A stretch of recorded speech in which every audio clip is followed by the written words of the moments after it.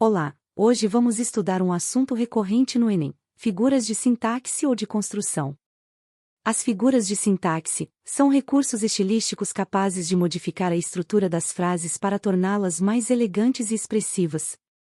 Elas envolvem a inversão na ordem dos termos, a repetição ou a omissão de palavras.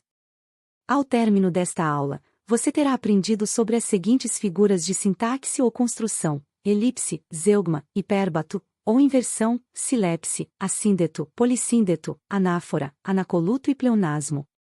A elipse é a omissão de um ou mais termos que não foram mencionados anteriormente no texto, mas facilmente compreendidos pelo interlocutor. Exemplo: estávamos felizes com o resultado dos exames. A conjugação do verbo estávamos sugere o termo oculto nós. Observe os outros exemplos a seguir. Não sou alegre nem sou triste, sou poeta. Cecília Meirelles, elipse do pronome pessoal eu. Na festa, linda decoração, bolo e salgados. Omissão de havia. Zeugma. Zeugma é uma figura de linguagem que consiste na omissão de um termo mencionado anteriormente no enunciado. Observe os seguintes exemplos: Kátia cursa direito, Luna, medicina. Eu doei os livros, Ricardo as estantes e Laine as mesas. Diferença entre elipse e zeugma. Ambas são figuras de linguagem que acontecem quando há omissão de um termo no enunciado. A diferença entre elas acontece da seguinte forma: na zeugma, o termo omitido já foi mencionado antes no enunciado, evitando assim a repetição. Na elipse, o termo omitido não foi expresso no enunciado e é subentendido pelo contexto. Na língua portuguesa, a ordem usual das orações ocorre da seguinte forma: sujeito mais verbo mais complemento mais adjunto adverbial. O hipérbato inverte esta ordem. Hipérbato, ou inversão anástrofe, é uma figura de linguagem que envolve a alteração da ordem direta dos termos da frase, como sujeito, verbo e complementos. Veja os exemplos a seguir: das minhas coisas cuido eu. Na ordem direta ficaria assim: eu cuido das minhas coisas. Corriam alegremente na rua as crianças. Na ordem direta ficaria assim: as crianças corriam alegremente na rua. No hino nacional brasileiro, encontramos várias inversões sintáticas que exemplificam essa figura de linguagem. Ouviram do Ipiranga as margens plácidas de um povo heróico o brado retumbante. Na ordem direta, a frase ficaria: as margens plácidas do Ipiranga ouviram o brado retumbante de um povo heróico. Silepse é uma figura de sintaxe ou construção que mantém a concordância de ideias, não necessariamente do termo utilizado, podendo ser de gênero, número ou pessoa. Exemplos: São Paulo continua esquisita e violenta. Silepse de gênero. Um bando de mulheres gritavam assustadas. Silepse de número. Todos os atletas estamos preparados para o jogo. Silepse de pessoa. Silepse de pessoa acontece quando há discordância entre pessoa e verbo. Sabemos que existem 3 pessoas gramaticais. Primeira, a que fala, eu ou nós. Segunda, a quem se fala, tu ou vós. Terceira, que é de quem está se falando, ele e eles. Todos os atletas estamos preparados para o jogo. Silepse de pessoa.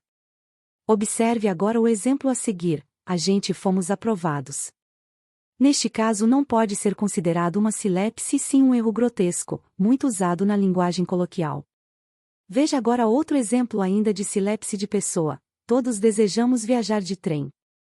A concordância não está sendo feita com desejam, eles e sim, com nós. Silepse de número acontece quando o sujeito é um coletivo e o verbo passa a fazer a concordância no plural.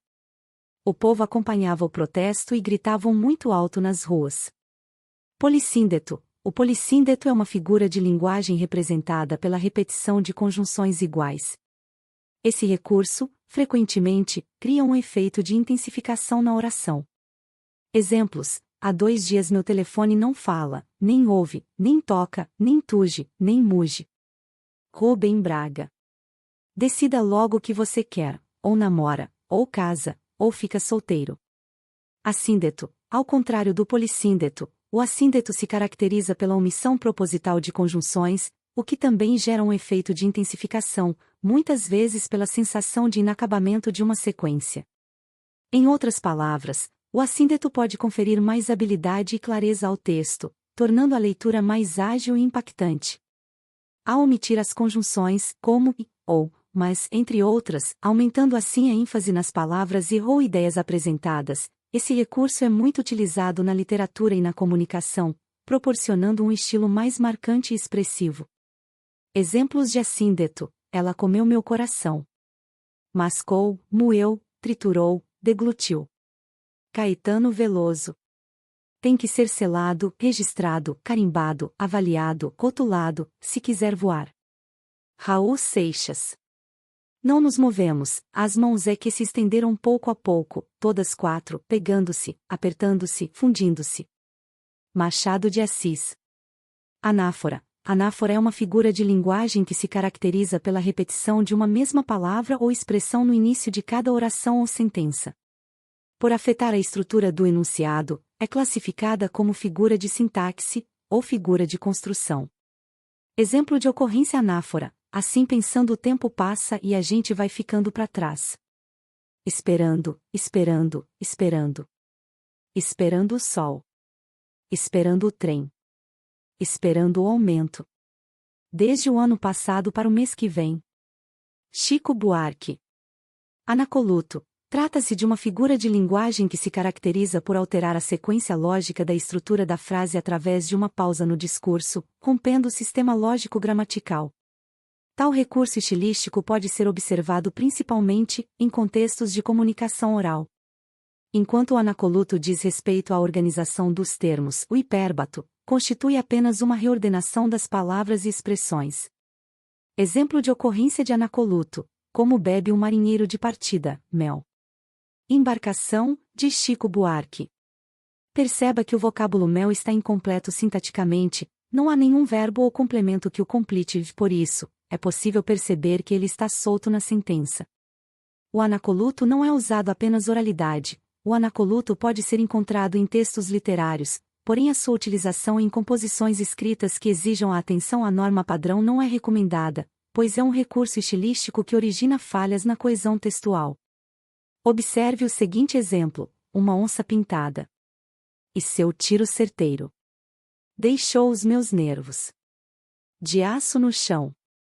Alceu Valença.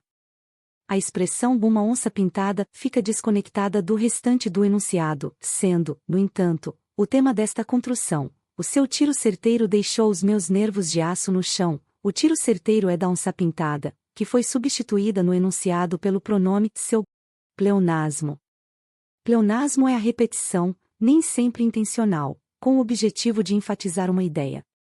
O pleonasmo é um vício de linguagem que usa termos redundantes. Nos casos em que o pleonasmo não é usado como um recurso estilístico, e sim como negligência da língua, é chamado de pleonasmo vicioso, vício de linguagem. Pleonasmo, figura de linguagem. Como figura de linguagem, o pleonasmo é usado propositalmente, para oferecer maior expressividade ao texto. E ali dançaram tanta dança, Chico Buarque e Vinícius de Moraes. Ó mar salgado, quanto do teu sal. São lágrimas de Portugal. Fernando Pessoa. Pleonasmo vicioso, entrou num ciclo vicioso do qual não conseguia sair. O correto seria: entrou num ciclo do qual não conseguia sair. Ou entrou num círculo vicioso do qual não conseguia sair. Ela era a principal protagonista da história. O plausível seria: ela era a protagonista da história. Ou ela era a personagem principal da história. Exemplos de pleonasmos usados na linguagem oral. Viúva do defunto, é claro que é do defunto. Pesar com os pés, pela lógica se pisa com os pés, então não precisava reforçar. Descer para baixo, descer já é para baixo. Subir para cima, subir já é para cima. Sair para fora, não se pode sair para dentro. Entrar para dentro, não se pode entrar para fora. Cego dos olhos, óbvio que cego só pode ser dos olhos. Ganhar de graça, sim, ganhar é de graça. Nossa aula fica por aqui. Curta e se você ainda não é inscrito, inscreva-se. Até a próxima aula.